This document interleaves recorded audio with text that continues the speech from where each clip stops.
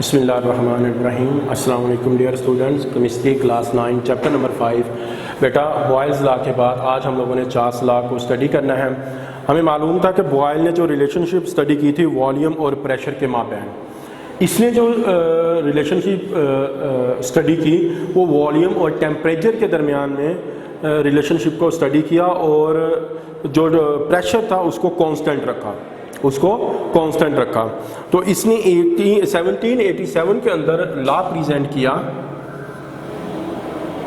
1787 में अब वो क्या था, इसने कहा था volume of a given mass of a gas is directly proportional to the absolute temperature if the pressure is kept constant. Volume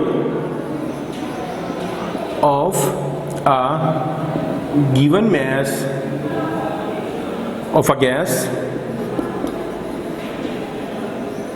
is directly proportional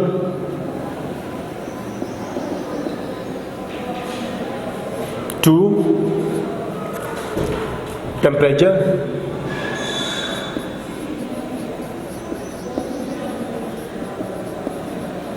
if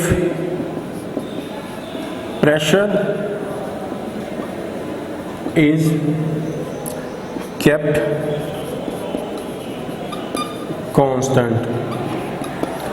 अगर हम प्रेशर को कांस्टेंट रखें, मैं दोबारा रिपीट करता हूं, किसी भी दी हुई गैस का जो मैस होगा वो उसके दर्जा हरारत के रास्त मुतनासिब होगा, डायरेक्टली प्रोपोर्शनल होगा। If the pressure is kept constant, शर्त यह है कि अगर उसके प्रेशर को चेंज ना किया जाए, प्रेशर को कांस्टेंट रखा जाए, तो टेम्परेचर के डायरेक्टली प्रोपोर्शनल होगा। अब जब मैं इसको मैथमेटिकल फॉर्म के अंदर लिखता हूँ इसको मैं, तो क्या हो जाएगा, volume is directly proportional to temperature.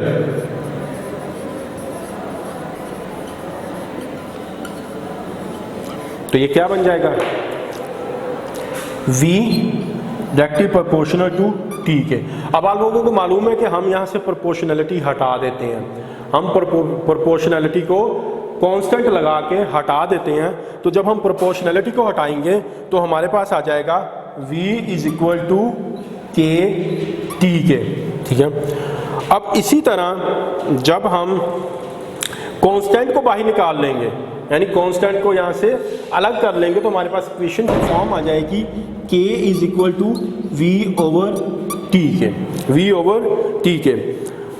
तो अब ये हमारे पास एक इक्वेशन आ गई कि कांस्टेंट प्रेशर के ऊपर जो है वॉल्यूम और टेम्परेचर की रेशो क्या होगी कांस्टेंट के ऊपर, ठीक है। ये हमारे पास एक रेशो हो जाएगी। अब इसी को जब हम, जैसे हमने पहले किया था, इसको हम मैथमेटिकल फॉर्म के अंदर फर्दर लेके जाएंगे, तो हमारे पास आ जाएगा V1 T1 is equal to के के, V2 T2 is equal to के के।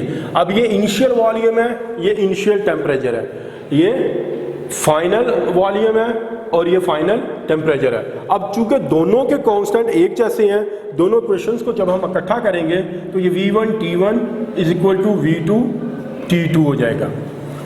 अब हम इसको एक्सपेरिमेंटली प्रूव करते हैं, कि हमने इसको जो बात की है उसको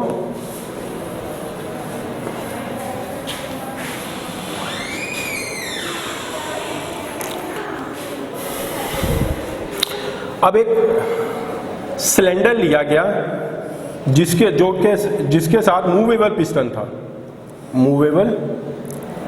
पिस्टन लगा हुआ था। अब इसका टेम्परेचर जो था वो इनिशियली ये था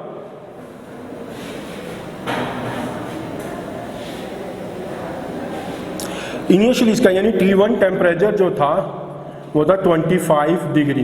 तो ऐसे टेम्परेचर के ऊपर इसका वॉल्यूम जो था इसका 50 सेंटीमीटर क्यूब था।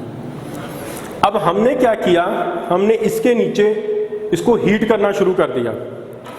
अब जब हमने इसको हीट किया तो क्या हुआ, जारी बात है गैस के मॉलिक्यूल्स की काइनेटिक एनर्जी बढ़ेगी,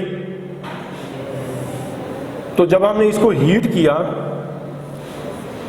तो टेम्परेचर जो था वो 100 डिग्री पे चला गया 25 से, तो वॉल्यूम हमारे पास क्या हो गया 62.5 सेंटीमीटर क्यूब।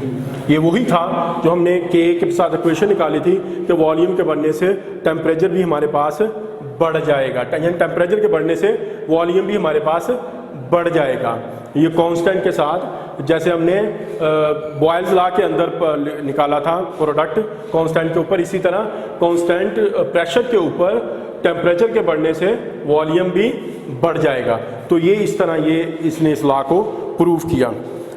तो बेटा ये आप लोगों ने बहुत इंपॉर्टेंट क्वेश्चन है, ये आप लोगों ने इसकी मैथमेटिकल फॉर्म भी करनी है, डेफिनेशन भी करनी है और इसका एक्सपेरिमेंटल वेरिफिकेशन भी आप लोगों ने याद करनी है। ये आप लोगों का काम है। Thank you.